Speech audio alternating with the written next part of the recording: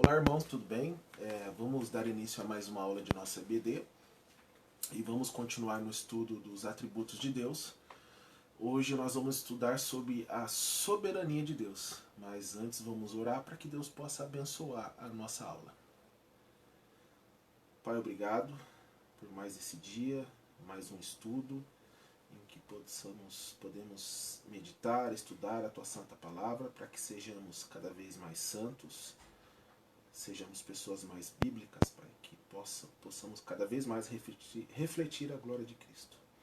Então peço que o Teu Santo Espírito nos guie, nos oriente e nos dê toda a sabedoria que sempre vem do alto, Pai. Em nome do Senhor Jesus, que nós oramos e agradecemos. Amém.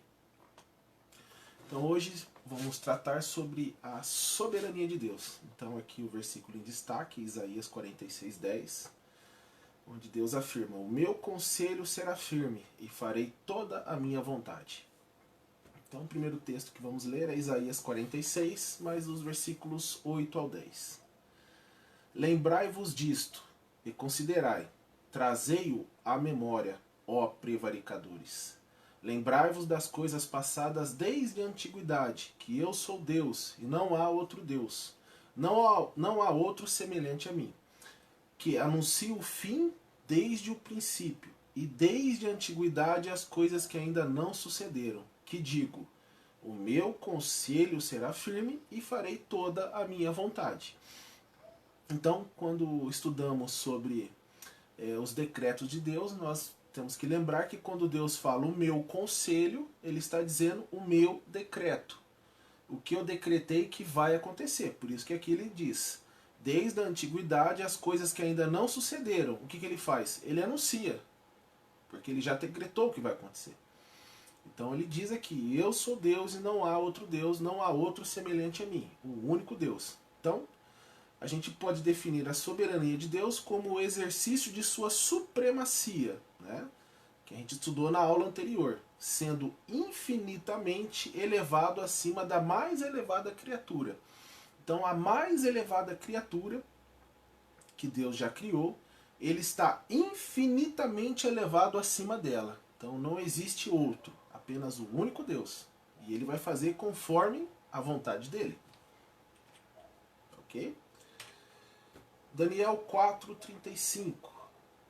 E todos os moradores da terra são reputados em nada, e segundo a sua vontade ele opera com o exército do céu e os moradores da terra. Não há quem possa estorvar a sua mão e lhe diga: que fazes? Então, ele é o Altíssimo, o Senhor dos céus e da terra, não sujeito a ninguém, não influenciado por nada, absolutamente independente. Então ele opera com os exércitos do céu e da terra. Então os moradores da terra são reputados em nada. Em comparação a Deus, não somos nada. Efésios capítulo 1, versículo 11. Nele digo, em quem também fomos feitos herança, havendo sido predestinados conforme o propósito. Então, mais uma vez, propósito. Então, quando a gente lê propósito, é o decreto, o conselho que ele determinou. Então, conforme o decreto, o propósito daquele que faz todas as coisas, segundo o conselho, mais uma vez, conselho da sua vontade. Então, é a vontade dele que é feita, sempre. Sempre. Então, Deus age como lhe apraz, somente como lhe apraz, como ele gosta, sempre como lhe apraz. Ninguém consegue frustrá-lo, nem impedi-lo. Assim, sua palavra declara expressamente. Então, toda a sua palavra declara que ele faz conforme ele quer. Então, Mateus, capítulo 20, do 1 ao 15. Jesus ensinando.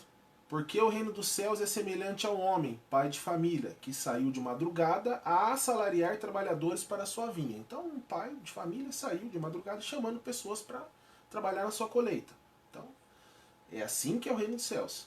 E, ajustando com os trabalhadores a 1 dinheiro por dia, mandou-os para a sua vinha. E saindo perto da hora terceira, viu outros que estavam ociosos na praça. E disse-lhes, ide vós também para a vinha, e dar-vos-ei o que for justo. E eles foram. Saindo outra vez, perto da hora sexta e nona, fez o mesmo.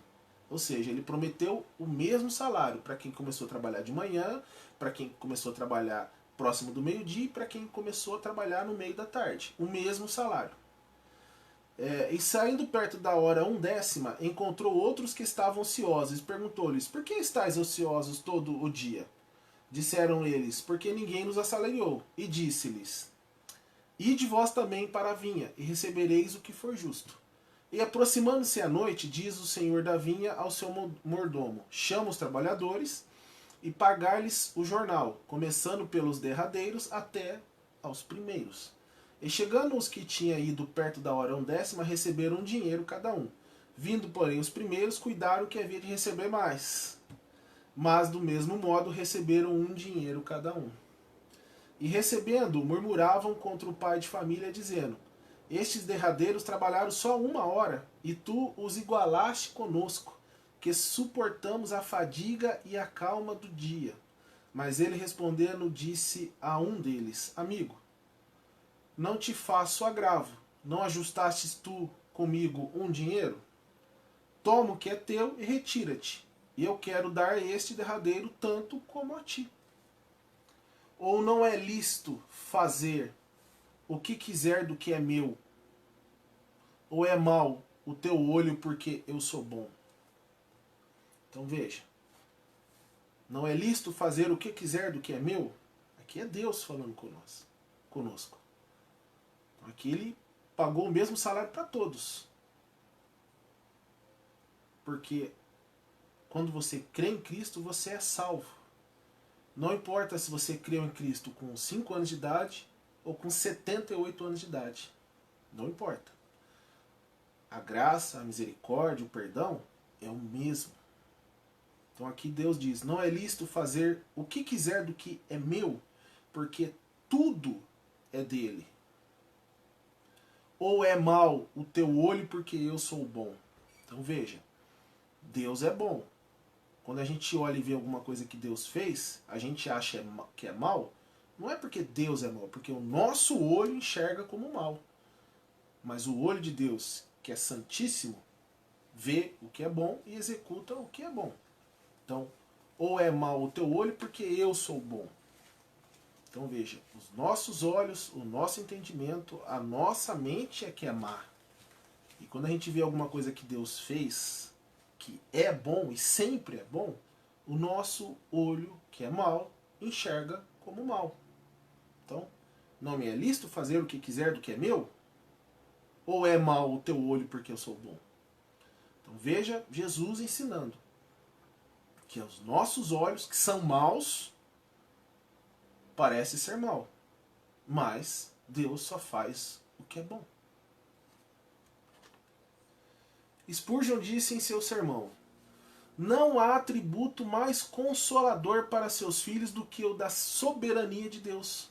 Sob as circunstâncias mais adversas, em meio às mais duras provações, eles creem que Deus, na sua soberania, ordenou as suas aflições e que ele as dirige soberanamente, e que a sua soberania santificará todas elas. Então veja, é Deus operando em tudo. Deus operando em tudo. Se você tem alguma dúvida disso, é só ler Jó. Quem permitiu que o inimigo tocasse em Jó, tocasse na sua carne, nos seus bens, nos seus familiares? Foi Deus. Então, soberanamente, ele controla tudo. Romanos capítulo 8, versículo 28. E sabemos que todas as coisas contribuem juntamente para o bem daqueles que amam a Deus, daqueles que são chamados segundo o seu propósito. Seu propósito, seu conselho, seu decreto. Então, quando você lê esse versículo agora, fica muito mais claro entender quando ele diz que todas as coisas contribuem. Por quê? Tudo é feito e operado por Deus, porque ele é soberano. Ele está acima de todos. E é a vontade dele que é feita. Então, Para os filhos de Deus não deveria haver nada por que lutar mais zelosamente do que a doutrina de que o seu Senhor domina toda a criação, do reinado de Deus sobre todas as obras de suas mãos, do trono de Deus e seu direito de ocupar esse trono. Ok? Tiago capítulo 4, versículo 4. Adúlteros e adúlteras, não sabeis vós que a amizade do mundo é inimizade contra Deus? Portanto, qualquer que quiser ser amigo do mundo constitui-se inimigo de Deus.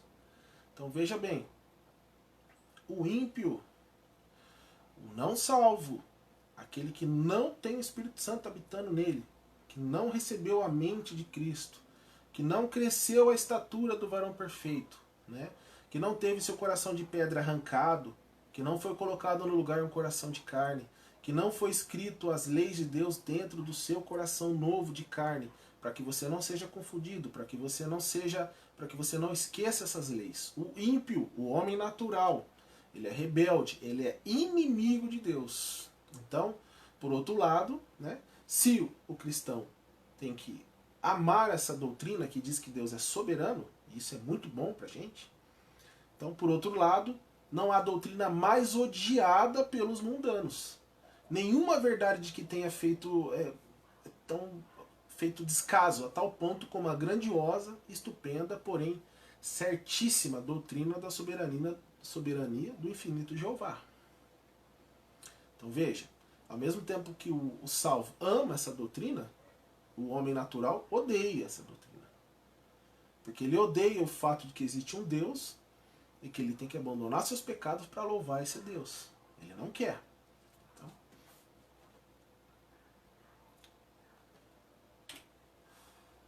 João capítulo 7, versículo 18. Quem fala de si mesmo busca a sua própria glória. Então, os homens naturais se dispõem a permitir que Deus esteja em toda parte. Então o homem, não, realmente, Deus está em toda parte, menos no seu trono. Isso ele não aceita. Dispõe-se a deixá-lo em sua oficina, formando os mundos e criando as estrelas. Deixarão que esteja em seu dispensário a distribuir esmolas e conceder benefícios. Então, quando o ímpio fala, que Deus te abençoe, que ele sabe que Deus vai abençoar, desde que ele não tenha que obedecer a Deus.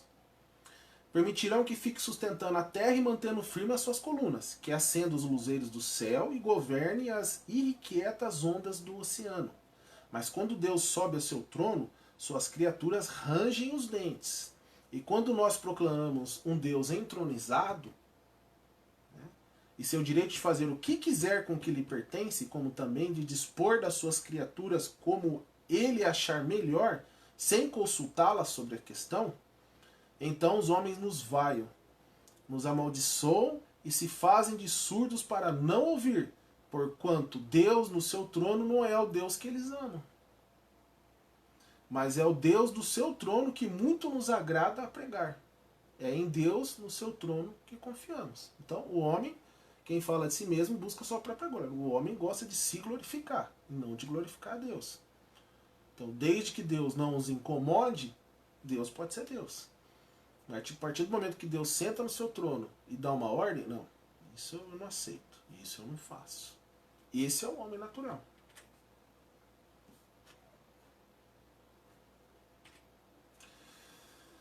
Salmo 135, verso 6. Tudo que o Senhor quis, fez, nos céus e na terra, nos mares e em todos os abismos.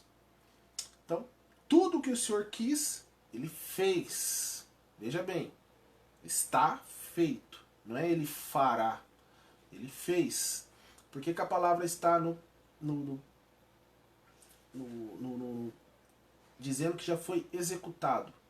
Porque Deus não está sujeito ao tempo. O tempo não contém Deus. Deus é infinito. E o atributo de ser infinito, ele não compartilhou com ninguém. Então existem os atributos comunicáveis e os não comunicáveis. O atributo de ser infinito, Deus não comunicou com ninguém. Ele não deu para ninguém esse atributo, é só dele. Então ele é infinito. O tempo não é. Então o tempo não contém a Deus. Então Deus não está sujeito ao tempo como nós estamos. Então por que que a palavra dele diz que ele fez? Porque ele já fez, já está feito. Tudo que vem, que está por vir, ele já fez.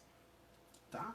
Nos céus e na terra, nos mares e em todos os abismos. Então, veja bem, sim, tal é o imperial potentado revelado das Escrituras Sagradas, sem rival, ele não tem rival em majestade, ilimitado em poder, imune a tudo quanto lhe é alheio. Ele é imune, ninguém toca nele. Mas estamos vivendo dias em que até mesmo os mais ortodoxos, né, parecem ter medo de admitir em termos próprios a deidade, a divindade de Deus.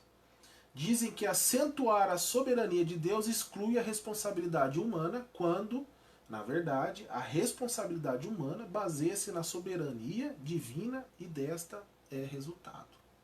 Então, o que ele está dizendo aqui?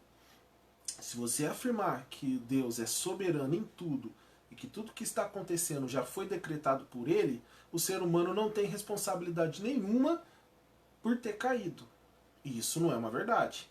Exatamente porque Deus é soberano, completamente soberano, que o homem se faz ainda mais responsável por todo o mal que ele faz. Salmo 115, verso 3. Mas o nosso Deus está nos céus, fez tudo o que lhe agradou. Tá? Então, tudo que ele faz, tudo que acontece, o agrada. É difícil entender, mas essa é a verdade. Então, ele escolheu soberanamente colocar uma de suas criaturas na condição que pareceu bem aos seus olhos. Então, ele coloca as suas criaturas em condições que ele quer. Ok? Então, 1 Timóteo 5, 21. Conjuro-te diante de Deus e do Senhor Jesus Cristo e dos anjos eleitos. Veja bem, anjos eleitos. Que sem prevenção guarde estas coisas, nada fazendo por parcialidade. Então veja aqui, anjos eleitos. Deus criou anjos. A uns colocou no estado condicional. Deu condições a esses. A outros deu uma posição imutável diante dele. Então, o que ele está querendo dizer aqui? Os anjos eleitos foram os que não caíram. Os que caíram, eles tiveram uma condição. Tiveram condições a seguir. Então, Colossenses 2,10. E estáis perfeitos nele, que é a cabeça de todo principado e potestade. Então, estabeleceu Cristo como cabeça deles. Cristo também é a cabeça dos anjos. Então, estáis perfeitos nele, que é a cabeça de todo principado e potestade. Então, veja, Cristo não é somente a cabeça da igreja, é também a cabeça dos anjos, tanto os eleitos quanto os caídos.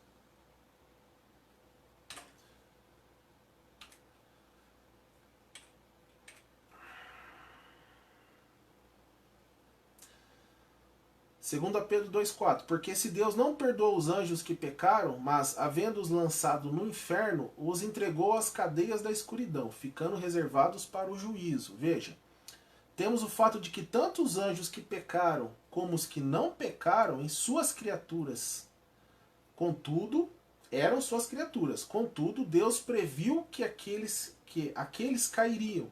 Não obstante, colocou-os no estado condicional, próprio das criaturas mutáveis, porque Deus é imutável, mas as criaturas são imutáveis. Perdão, Deus é imutável e as criaturas são mutáveis. Deus não muda, as criaturas mudam.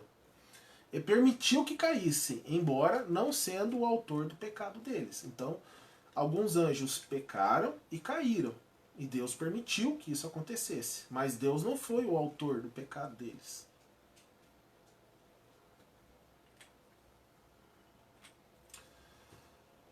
Segundo Gênesis capítulo 2, versículo 15. E tomou o Senhor Deus o homem e o pôs no jardim do Éden para lavrar e o guardar. Então veja aqui.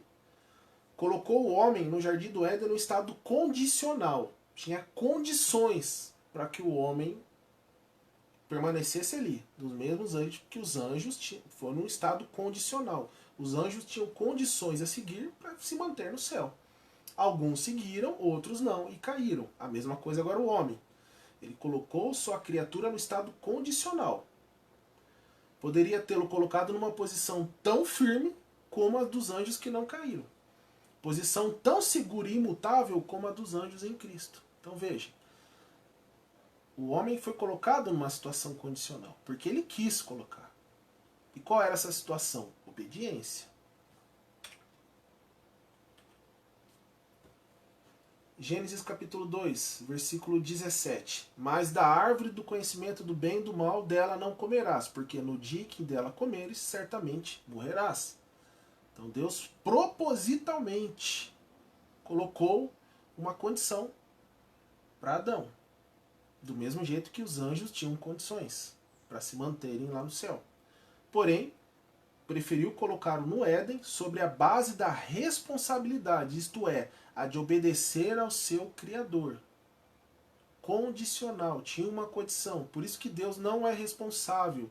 Apesar de ser soberano, os anjos que caíram foram o autor do seu pecado. E Deus permitiu. Adão também. Ele foi o autor do seu pecado. Ele quis desobedecer. Então, a condição dos anjos era se manterem irrepreensíveis. A condição do homem também, irrepreensível perante Deus. Mas tanto 1/3 dos anjos como Adão caíram. Gênesis 3:11. Comeste tu da árvore de que ordenei que não comesses? Veja a pergunta que Deus faz. Deus já sabia. Mas ele pergunta, ele questiona a sua criatura. Eu te dei uma ordem. E você comeu da fruta? Você foi responsável. Você pecou porque você quis. Você tinha discernimento. Eu te avisei para você não comer. Então, Adão foi feito responsável a Deus pela lei que o Criador lhe deu. Responsabilidade existia aí no jardim. Responsabilidade intacta, submetida à prova sobre as mais favoráveis condições. Então, Adão tinha todas as condições favoráveis a ele para não comer esse fruto. Tudo era favorável. Adão era perfeito. A carne dele era perfeita. Ele tinha um corpo de glória que ele perdeu. Ele tinha contato direto com Deus. Deus vinha todo dia conversar com ele no final da tarde. Então, todas as condições eram favoráveis para que ele não comesse o fruto, para que ele não pecasse.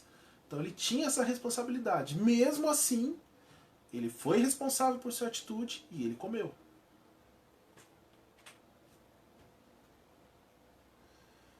Deuteronômio, capítulo 32, versículo 4. Ele é a rocha, cuja obra é perfeita, porque todos os seus caminhos são justos. Todos os seus caminhos justos são. Deus é a verdade, e não há nele injustiça. Justo e reto é. Então, ele é a rocha. A obra dele é perfeita. Todos os seus caminhos são justos. Deus é a verdade. Ele não fala a verdade, Deus é a verdade. E nele não há injustiça. Justo e reto é. Então, Deus não colocou Adão no estado condicional e de criatura responsável porque fazê-lo era justo.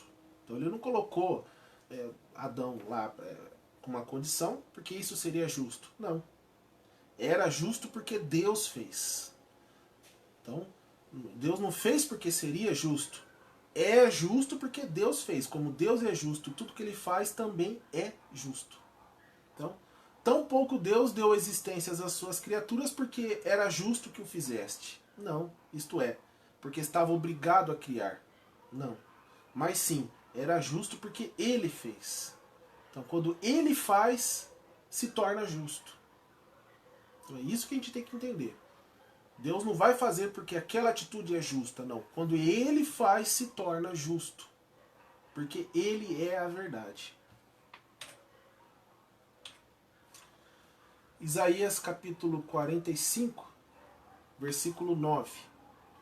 Ai daquele que contende com o seu Criador, o caco entre os cacos de barro. Porventura, dirá o barro ao que formou, que fazes? Ou a tua obra não tens mãos? Então veja bem, ai daquele que contende com seu Criador. Então, ai daquele que quer afrontar a Deus, que quer perguntar: o que você está fazendo? Por que você está fazendo isso?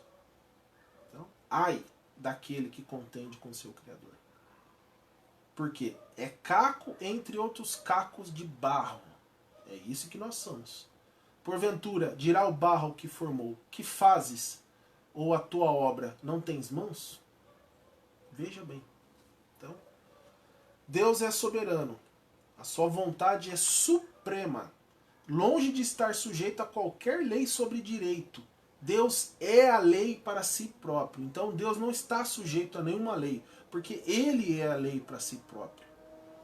De modo que tudo quanto Ele faz é justo. E ai do rebelde que levante questão sobre a sua soberania. Porque cada um dará conta de si mesmo. E Ele pessoalmente vai perguntar para você: por que você se rebelou contra Ele?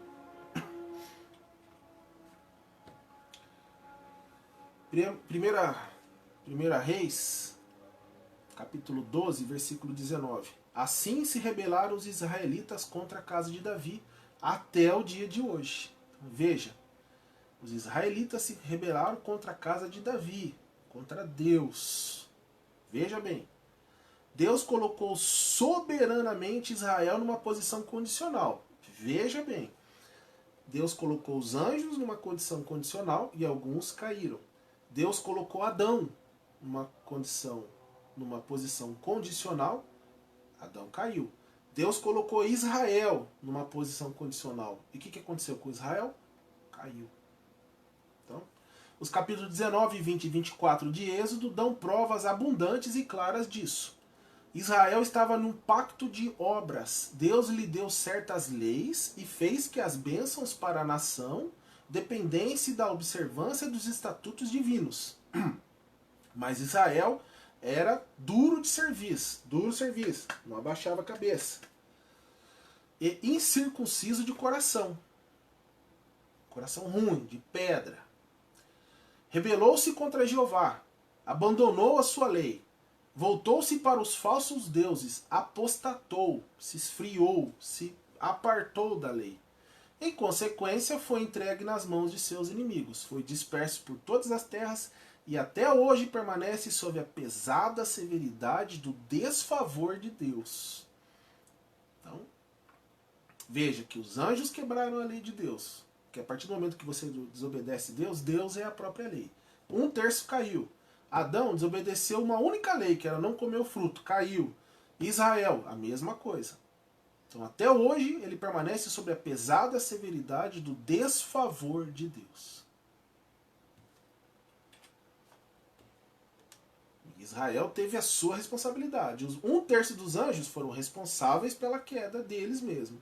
Adão foi responsável pela sua queda. Israel é responsável pela sua queda. E isso não tira a soberania de Deus. Romanos capítulo 9, versículos 14 e 15. Então que diremos? Acaso Deus é injusto? De maneira nenhuma. Pois ele diz a Moisés: terei misericórdia de quem eu quiser ter misericórdia, e terei compaixão de quem eu quiser ter compaixão. Ele é soberano. Então Deus, no exercício de sua soberania, colocou Satanás e seus anjos, Adão e Israel em suas respectivas posições de responsabilidade. Então ele colocou Satanás e seus anjos, Adão e Israel, numa posição que eles tinham responsabilidades. Mas nunca retirou de suas criaturas a responsabilidade. Foi no exercício da mesma que ele as colocou no estado condicional, sob a responsabilidade que julgou apropriadas, em virtude de cuja soberania vê-se que ele é Deus sobre todos, ele é Deus sobre todos. Então, ele que coloca você na condição que ele quer, e ele te dá uma responsabilidade, e ele aconselha que você cumpra com as suas responsabilidades.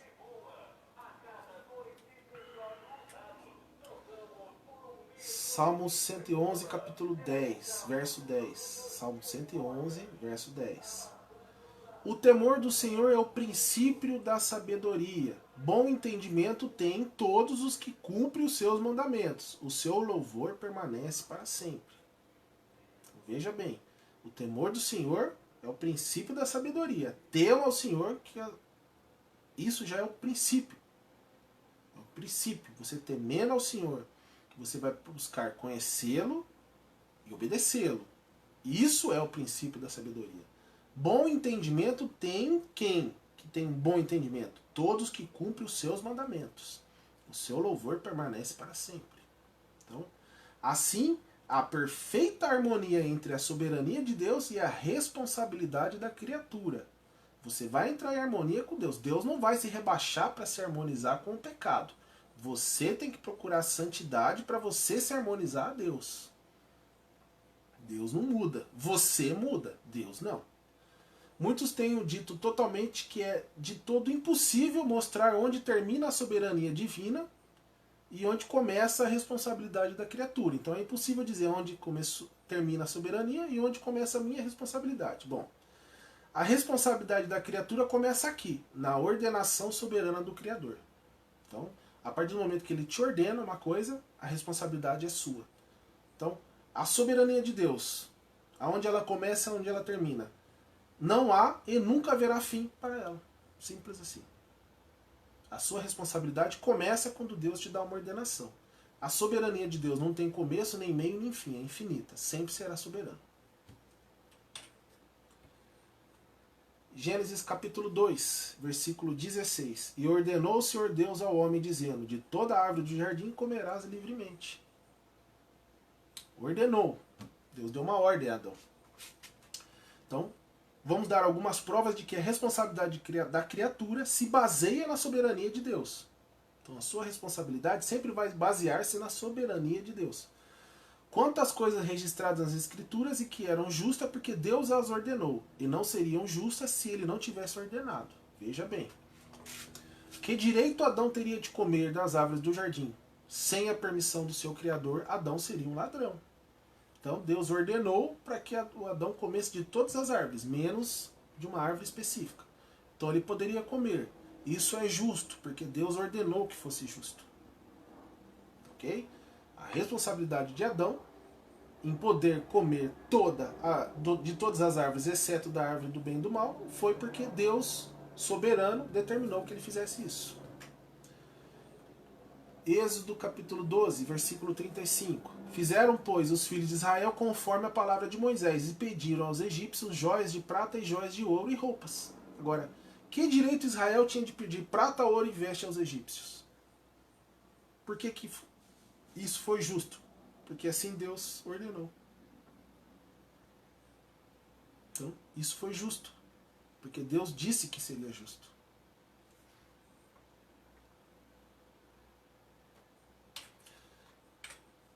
Êxodo capítulo 3, versículo 22. Porque cada mulher pedirá à sua vizinha e à sua hóspede joias de prata e de joias de ouro e vestes, as quais porei sobre os vossos filhos e sobre as vossas filhas. E despojarei os egípcios. O que é despojar? Quando o exército ganha uma batalha, ele tem os despojos. Então tudo que é do outro povo ele pega, tudo que é de valor. Então Israel despojou os egípcios. Por quê? Quem venceu a batalha foi Deus, com as 10 pragas. E Deus falou, vai lá e despoja, pega todos os despojos, porque agora é tudo de vocês. Então que direito israelita teria se Deus não tivesse autorizado? Nenhum. Nenhum. Que direito possui Israel de matar tantos cordeiros para o sacrifício? Nenhum. A não ser pelo fato que Deus ordenou isso. Que direito Israel tinha de eliminar todos os cananeus? Nenhum. Salvo porque Jeová mandou. Que direito tem o marido de exigir submissão da esposa? Nenhum, se Deus não tivesse estipulado. E poderíamos prosseguir nisso mais e mais. A responsabilidade humana está baseada na soberania divina. Veja que interessante. Então, quando Deus dá uma ordem, ela se torna justa. Porque Ele é justo. Então, tudo que Ele manda fazer se torna justo porque Ele é a própria justiça. Romanos capítulo 8, versículo 1 e 2. Portanto, agora nenhuma condenação há para os que estão em Cristo Jesus, que não andam segundo a carne, mas segundo o Espírito. Porque a lei do Espírito de vida em Cristo Jesus me livrou da lei do pecado e da morte. Veja como a soberania de Deus é importante para o cristão. Então, mais um exemplo do exercício da absoluta soberania de Deus. Deus colocou os seus eleitos, os cristãos, num estado diferente de Adão ou Israel. Colocou num estado incondicional. Veja bem, os anjos, o diabo e seus anjos, Adão e Israel, estavam no estado condicional. Tinha condições que eles tinham que executar. O diabo e seus anjos caíram. Acabou. Adão caiu. Acabou. Israel caiu. Desobediente. Acabou. O cristão cai e ele coloca de pé de novo. Por quê? Colocou-nos em um estado incondicional. Não tem condição. Você não tem que executar nada. A salvação é pela graça de Deus. Ele te escolheu, te chamou. Então, os eleitos de Deus, os salvos, os cristãos, estão no estado incondicional. No pacto eterno, Cristo foi designado cabeça deles, o cabeça da igreja. Levou sobre si as suas responsabilidades. Veja, Cristo pegou as suas responsabilidades para ele. Eu vou cumprir as responsabilidades deles. E cumpriu por eles uma justiça perfeita, irrevogável e eterna. Então veja como a soberania de Deus é importante para todos os cristãos. Então, o cristão hoje está no estado incondicional. Por quê? Cristo cumpre as nossas responsabilidades. Cumpre não, cumpriu. Mateus capítulo 5, versículo 17. Não penses que vim abolir a lei ou os profetas. Não vim abolir, mas cumprir. Cristo dizendo. Veio cumprir o quê? As nossas responsabilidades. Hebreus 4,15. Porque não temos um sumo sacerdote que não possa compadecer-se das nossas fraquezas, porém um como nós em tudo foi tentado, mas sem pecado. Então, por que ele se compadece de nós? Por que Cristo não se compadece da gente? Porque ele foi feito carne. Ele foi tentado em tudo. Ele sofreu como nós sofremos aqui. Tudo, absolutamente tudo, mas sem pecado. Então, Cristo foi colocado no estado condicional. Veja bem. Veja como a graça de Deus é importante para a gente. Como é um presente de tamanho imensurável. A gente não pode entender como o tamanho dessa graça. Porque Cristo foi colocado no estado condicional. Veja bem isso. Então Deus colocou o seu Filho unigênito no estado condicional. Pois ele estava debaixo da lei para ganhar os que estavam debaixo da lei. Só que com essa diferença infinita. Os outros falharam. Ele não falhou e não podia falhar. Então veja que o estado de Cristo, quando habitava corporalmente aqui na terra, era condicional. Então Deus colocou diabo e seus anjos no estado condicional. Colocou Adão no estado condicional. Colocou Israel no estado condicional. Colocou seu filho unigênito no estado condicional. E você que é eleito, salvo, está no estado incondicional. Entenda essa graça que Deus nos deu. Incondicional. Um amor incondicional.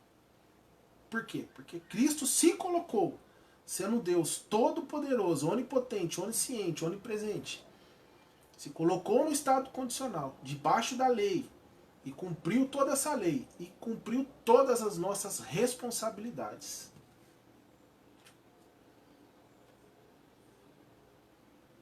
João capítulo 4, versículo 34. Disse Jesus: a minha comida é fazer a vontade daquele que me enviou e concluir a sua obra. Então, e quem foi que colocou Cristo naquele estado condicional? O trino Deus, o Deus triuno. A vontade soberana o designou, o amor soberano o enviou, e a autoridade soberana determinou a sua obra. Então Deus colocou Cristo no estado condicional, para que o nosso estado de eleito seja incondicional. Então, Deus, com a sua soberania, planejou tudo e executou. Isaías capítulo 53, versículo 10 ao 12. Contudo, foi da vontade do Senhor esmagá-lo e fazê-lo sofrer. E, embora o Senhor faça da vida dele uma oferta pela culpa, ele verá a sua prole e prolongará seus dias, e a vontade do Senhor prosperará em sua mão. A vontade do Senhor é esmagá-lo e fazê-lo sofrer. Depois do sofrimento de sua alma, ele verá a luz e ficará satisfeito. Pelo seu conhecimento, meu servo justo justificará a muitos e levará a iniquidade deles. Por isso eu lhe darei uma porção entre os grandes, e ele dividirá os despojos com os fortes. Porquanto ele derramou a sua vida até a morte, e foi contado entre os transgressores, pois ele carregou o pecado de muitos e intercedeu pelos transgressores. Então veja, Isaías, o livro de Isaías foi escrito 800 anos antes de Cristo, antes do nascimento de Cristo. 800 anos. Muito tempo antes. Né? Apesar que o plano da salvação foi traçado antes da fundação do mundo. Mas 800 anos antes de Cristo, Deus nos revelou no livro de Isaías. Primeiro ao povo de Israel e agora a nós. Então, certas condições, veja bem, foram impostas diante do mediador. Quem é o mediador? Cristo. Então foram colocadas condições. Ele teria que ser feito semelhança da carne do pecado. Semelhança. Teria que engrandecer e dignificar a lei. Teria que levar em seu corpo no madeiro todos os pecados do povo de Deus. O Cordeiro de Deus que tira o pecado do mundo. Teria que fazer plena expiação por eles. Teria que suportar o derramamento da ira de Deus sobre ele. E teria que morrer e ser sepultado. Então Cristo já veio num estado condicional. Ele tinha coisas que ele tinha que executar. Ele tinha que fazer. Nossa, condições. Isaías capítulo 9, versículo 6. Porque um menino nos nasceu, um filho nos foi dado, e o governo está sobre os seus ombros. Veja, ele já veio sabendo que ele é o rei. O governo já estava sobre os seus ombros. E ele será chamado Maravilhoso Conselheiro, Deus Poderoso, Pai da Eternidade e Príncipe da Paz. Então, ele haveria de ser o primogênito entre muitos irmãos. Haveria de ter um povo que participaria da sua glória. Bendito seja o seu nome para sempre, pois ele cumpriu essas condições. E, uma vez que as cumpriu, o Pai está comprometido, com um juramento solene, a preservar sempre e abençoar por toda a eternidade cada um daqueles pelos quais o seu Filho encarnado fez mediação. Ou seja, a igreja. Então, nós estamos no estado incondicional, sem condições. Porque Cristo cumpriu todas as nossas responsabilidades perante o Pai. João capítulo 15, versículo 13. Ninguém tem maior amor do que aquele que dá a sua vida pelos seus amigos. Cristo falando. Eu vou dar a minha vida por vocês, porque vocês são meus amigos. Então, desde que ele tomou o lugar deles, agora eles participam do dele. O lugar de quem? Dos salvos. A sua justiça, a justiça da vida de Cristo é nossa. Mesmo que morreis, vivereis. Não lhes resta sequer uma condição para cumprir. A gente não tem mais condição nenhuma para cumprir. Nenhuma só responsabilidade da qual desencobrir-se para alcançar o bem, a bem-aventurança eterna. Então, para você ser salvo, você não tem condição, você é salvo. Então, veja bem, nós não temos responsabilidade na nossa salvação, você é salvo. Então você não tem que cumprir mais nenhuma condição para ser salvo. Mas a sua vida aqui tem que ser pautada na palavra de Deus, tá? Então não confunda. Aqui a gente está falando de responsabilidade para ser salvo. Nada que você faça vai te salvar. É o que Cristo fez. Você crê em Cristo e você é salvo. Mas a sua vida aqui é pautada na obediência da palavra, para que você reflita a glória de Deus. Tá ok? Então, aqui nesse mundo você vai dar os frutos do Espírito. Mas para ser salvo, você não fez nada. Não existe responsabilidade nenhuma sua com referência à sua salvação. Tá ok? Hebreus 10, 14. Porque por meio de um único sacrifício, ele aperfeiçoou para sempre os que estão sendo santificados. Então, eis aí, pois, a soberania de Deus exposta abertamente diante de todos nas diferentes formas pelas quais ele se relaciona com as suas criaturas, de formas diferentes.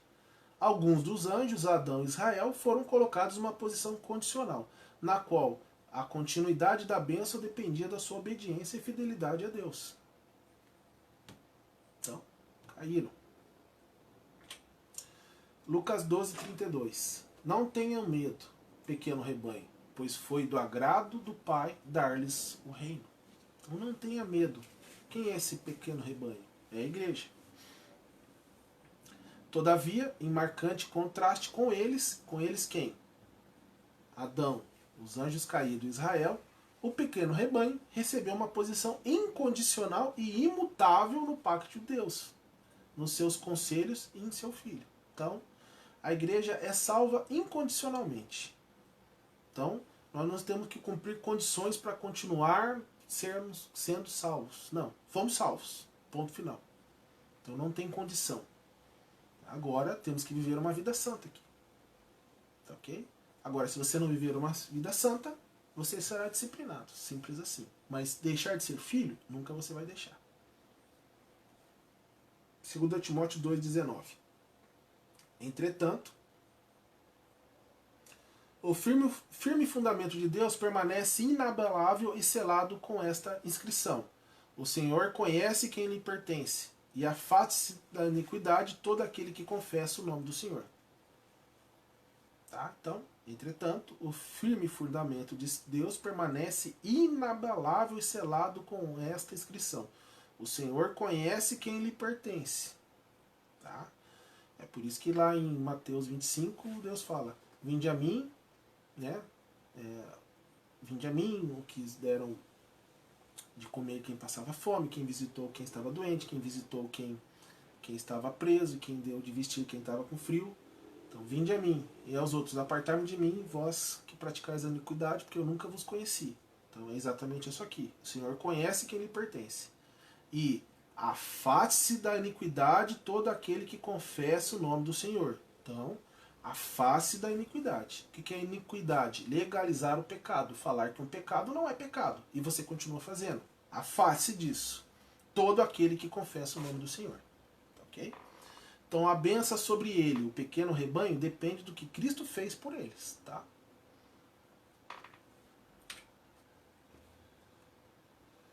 Eclesiastes capítulo 3, versículo 14. Sei que tudo que Deus faz permanecerá para sempre.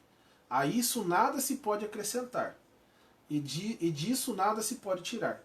Deus assim faz para que os homens o temam. Por quê? Temor ao Senhor é o princípio da sabedoria. O fundamento sobre o qual estão os eleitos de Deus é perfeito. Nada se lhe pode acrescentar e nada se lhe pode tirar. Então o fundamento está lançado. O fundamento é Cristo. Então o fundamento sobre o qual os eleitos de Deus é perfeito, porque Cristo é perfeito. Nada pode ser acrescentado a Cristo e nada pode se tirar de Cristo. Esse é o fundamento. Ok? Romanos capítulo 9, versículo 18. Portanto, Deus tem misericórdia de quem Ele quer ter e endurece a quem Ele quer. Tá? Então, eis aqui, pois, a maior e mais elevada demonstração da absoluta soberania de Deus. Tá ok, irmão? Eu espero que tenha ficado claro sobre a soberania de Deus, que Ele age sobre todas as criaturas, sobre todo o universo, sobre tudo que Ele criou, soberanamente. Ninguém consegue impedi-lo, ninguém consegue mudá-lo, ninguém consegue frustrar os seus planos. Tá? Então creia nisso, que essa é uma doutrina que conforta o nosso coração. Você crendo na soberania de Deus, você vai descansar em Deus. Assim você consegue descansar em Deus, sem se preocupar. Porque você sabe que Deus está agindo, Deus está operando sempre para o nosso bem. Tá ok? Deus abençoe e obrigado.